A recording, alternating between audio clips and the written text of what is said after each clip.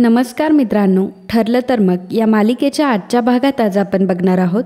अस्मिता आणि सायली दोघीही झुरळाला खूपच घाबरलेल्या असतात. त्यामुळे त्यांचा आरडाओरडा ऐकून पूर्णा आजी तिथे येते. पूर्णा आजी आल्यावर विचारते की काय चाललंय इथे आणि हा कसला आरडाओरडा चाललाय. पूर्णा आजीला बघितल्यावर अस्मिता लगेचच म्हणते की अगं ते उडणारं झुरळ असेल ना, जे की अंगावर येऊन बसेल. सायली घाबरत असते, त्यामुळे ती असं बोलत असते. आणि ती कल्पनाला म्हणते की मम्मा काय अगं, तुझ्या सुनेने साफसफाई करायला काढली आणि स्वतःच बोंबाबोंब करतीये. कल्पना म्हणते की अगं मग तू काय आमचं काम सोपं नाही करत आहेस. पूर्णा आजी म्हणते की किचनचा ताबा दुसऱ्यांकडे गेला आणि कधी नव्हे ते झुरळं व्हायला लागली. एकदा ते शोधा झुरळ आणि संपवा हे सर्व. अगदी 5 मिनिटं सुद्धा शांतता नाहीये घरामध्ये. तर अस्मिता पुन्हा सायलीची गंमत करण्यासाठी पुन्हा एकदा ओरडत असते की झुरळ आलं झुरळ आलं. सायली पुन्हा घाबरत असते आणि आरडाओरडा करत असते. तिचा आरडाओरडा ऐकून घरातले बाकीचे सर्वजण सुद्धा तिथे येतात. अर्जुन सुद्धा तिथे आलेला असतो. माफ करा मित्रांनो, पण जर तुम्ही चॅनलवर नवीन असाल किंवा अजूनही चॅनलला जर सबस्क्राईब केलं नसेल तर प्लीज सबस्क्राईब करा आणि बेल आयकॉनवरही क्लिक करा. स्टार प्रवाहावरील सर्व मालिका तुम्हाला आमच्या चॅनलवर बघायला मिळतील. धन्यवाद. अर्जुन विचारतो की काय चाललंय काय नक्की इथे.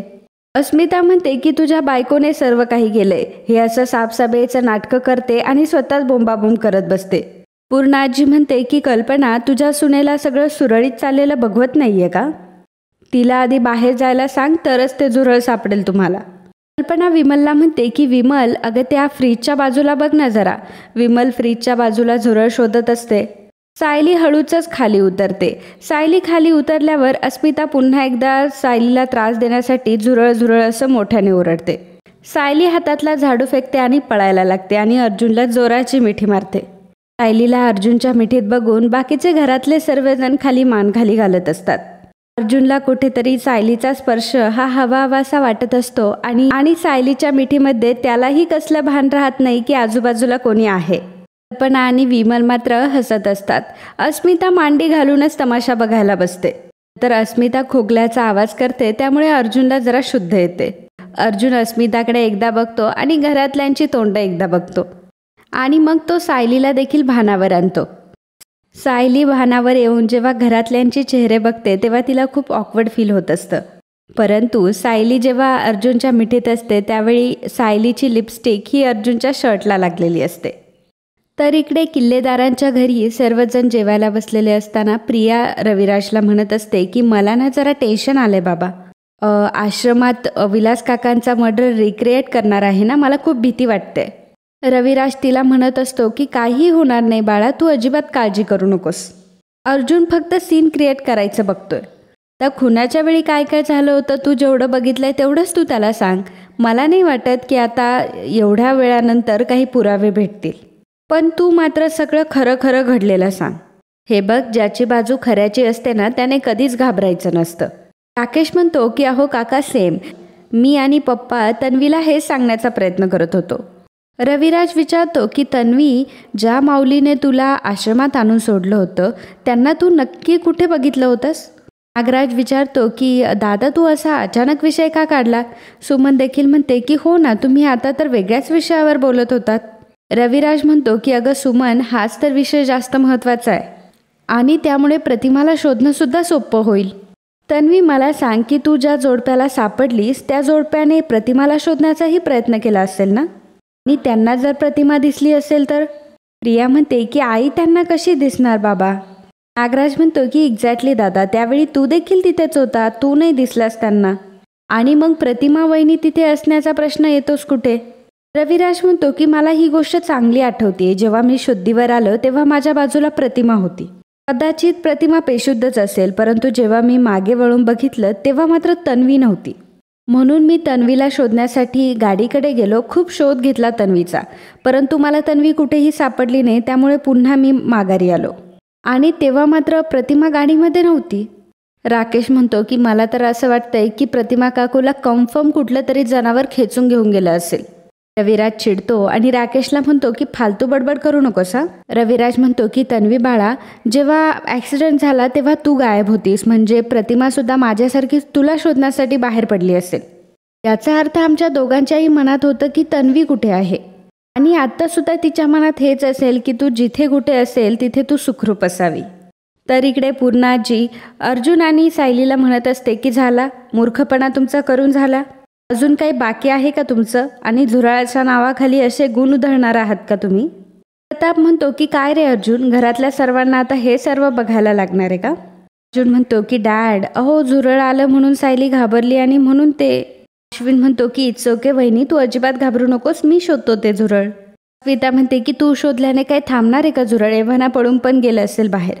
प्रताप म्हणतो की हो ना, मग आता हे तमाशे आता बस झाले. आणि एक गोष्ट लक्षात ठेवा की तुम्ही घरात राहता, हे सर्व करायला काय रस्त्यावर राहत नाहीत.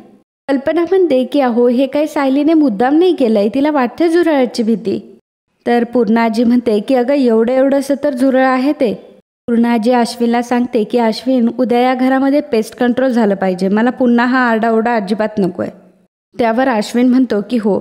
सायली मनामध्ये म्हणत असते मी सर्वांची माफी तरी किती वेळा आणि कशासाठी मागू. अर्जुन तिथून निघत असतो. त्यावर कल्पना म्हणते की अरे नाश्ता तर करशील. अर्जुन म्हणतो की नाही मी आता ऑफिसमध्येच करतो. तर पूर्णाजी म्हणते की ए मुली, तुझ्या किंचाळण्यामुळे ना माझा मुलगा उपाशीच गेला.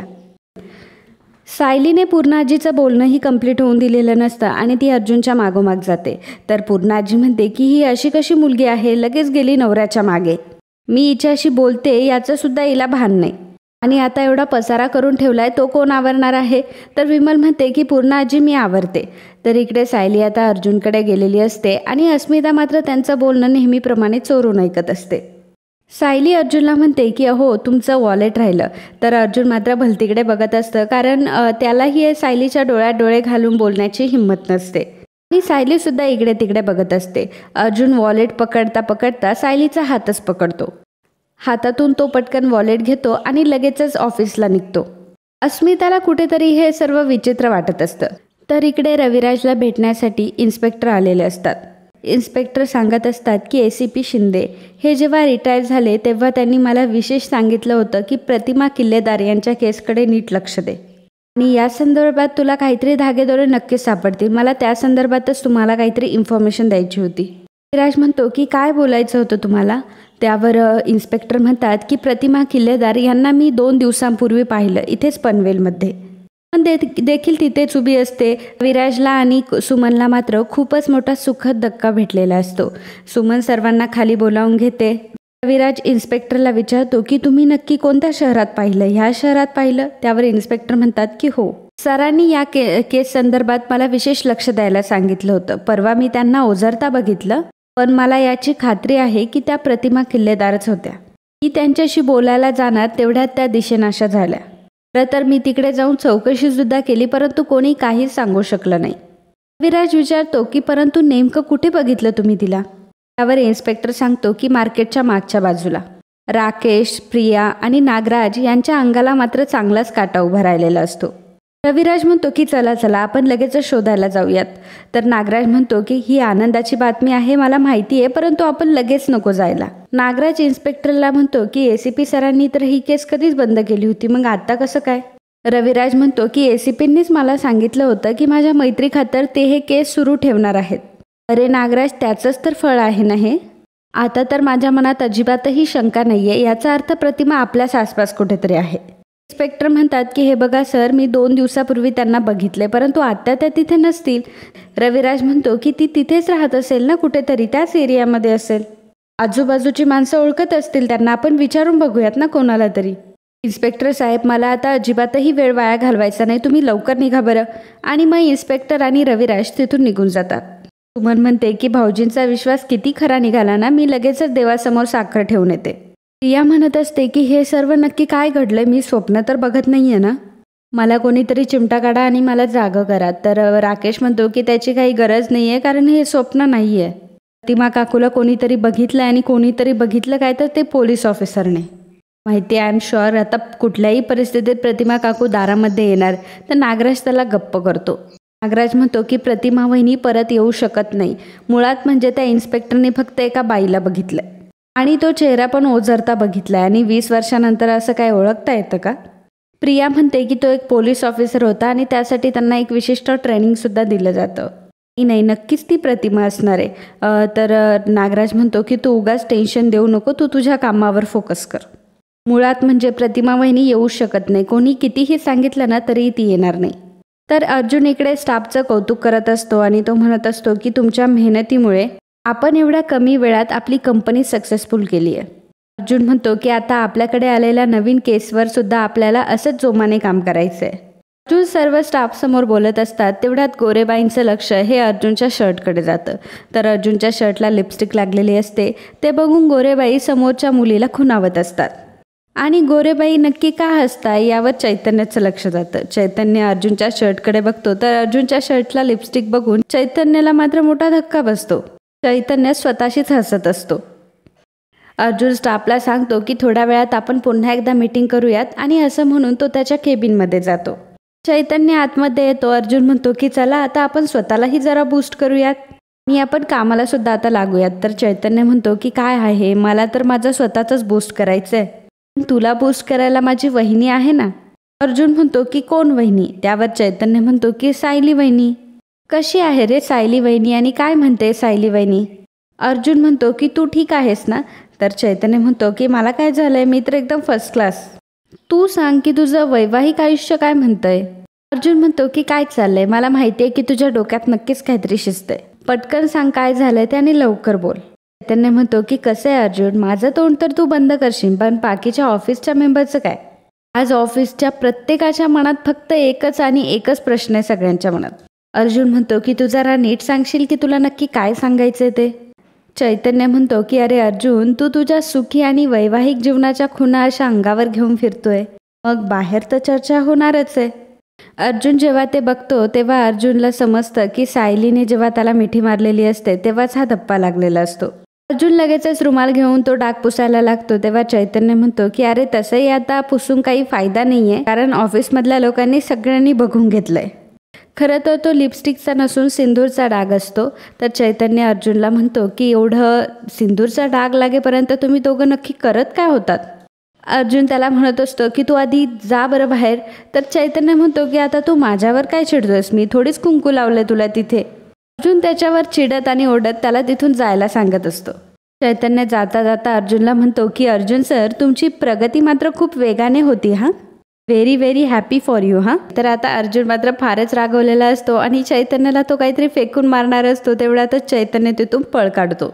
अर्जुन तो शर्टवरील डाग पुसण्याचा प्रयत्न करत असतो आणि म्हणत असतो की मिसेस गडबड घोटाळा, काय केलंय तुम्ही. आणि मित्रांनो, आजचा हा भाग इथेच संपतो. पुढील भागात आपल्याला पाहायला मिळणार आहे अर्जुन सायलीला म्हणतो की हा डाग प्रियामुळे नाही तर तुमच्यामुळे लागलाय. सायली म्हणते की मग काय माझ्यामुळे लागलाय. त्यावर अर्जुन म्हणतो की हो, कारण प्रिया माझ्याजवळ इतकी कधीच येत नाही. सायली म्हणते की हा माझा डाग असूच शकत नाही. अर्जुन सायलीला खाणाखुणा करून सांगत असतो की मिसेस सायली, सकाळी तुम्ही ते. त्यावर सायली म्हणते की सर, तुमचं काय खाणाखुणा चाललाय आणि असल्या काय खाणाखुणा करून दाखवताय ते. असं म्हणून सायली तिथून जात असते. तर अर्जुन सायलीला पुन्हा त्याच्याकडे ओढतो आणि पुन्हा तिला मिठीत घेतो.